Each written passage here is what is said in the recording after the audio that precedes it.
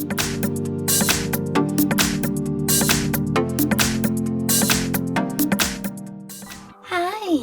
In front of me is OPPO A15s, and today I would like to show you how you can switch on or off automatic screen rotation on this smartphone.